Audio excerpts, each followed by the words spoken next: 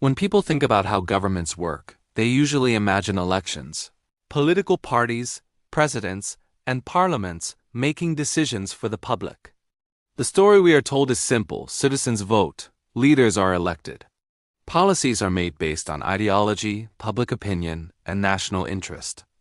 But behind this familiar picture, there is another force that quietly shapes decisions long before any vote is cast. That force is money. Not in a dramatic or conspiratorial way, but through systems that are legal, normalized, and deeply embedded in modern governance.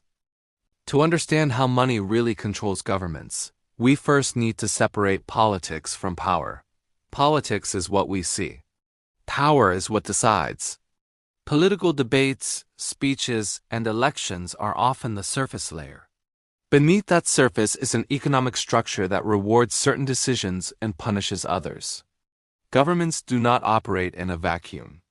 They depend on funding, debt markets, investors, corporations, and economic stability.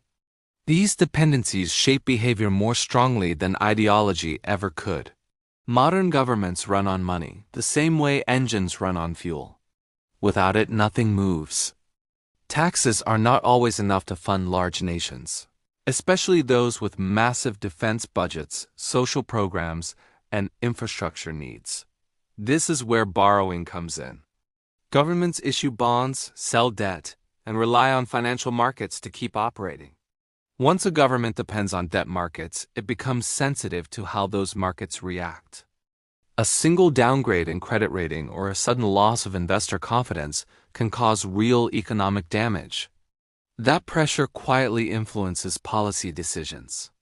This is why financial markets often react before laws are even passed.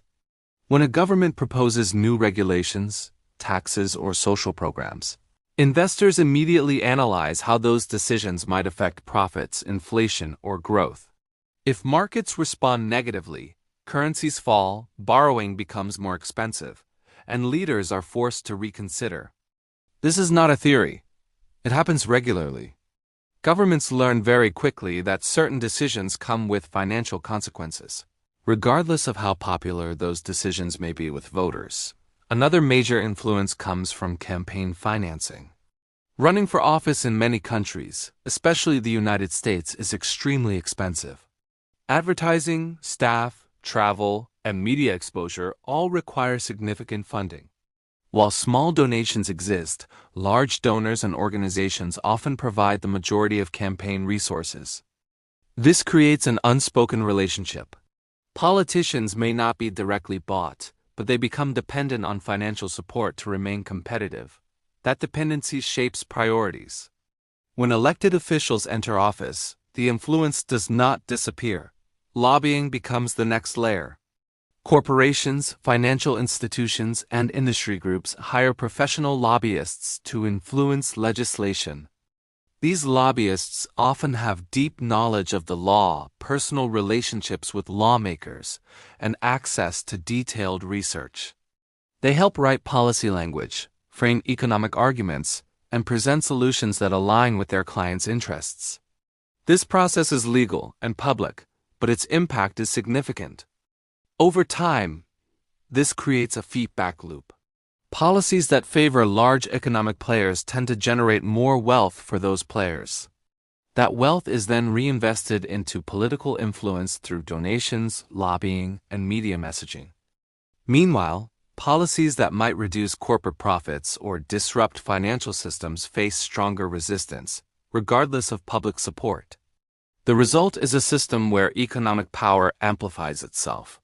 Central banks play another critical role in this relationship between money and government control. While often described as independent institutions, central banks operate within political and financial realities. Their decisions on interest rates, money supply, and inflation directly affect governments, businesses, and citizens. Low interest rates make borrowing cheaper for governments, but can inflate asset prices. High interest rates control inflation but can slow economic growth and increase unemployment. Governments are highly sensitive to these outcomes. A recession can end political careers. High inflation can trigger social unrest. As a result, economic stability often becomes the top priority, even if it means delaying reforms or avoiding bold policy changes. The need to maintain investor confidence and financial stability quietly limits what governments are willing to do. Corporate power also extends beyond borders.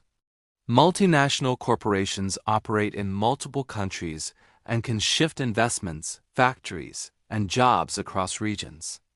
Governments compete to attract and retain these companies by offering tax incentives, relaxed regulations, or subsidies.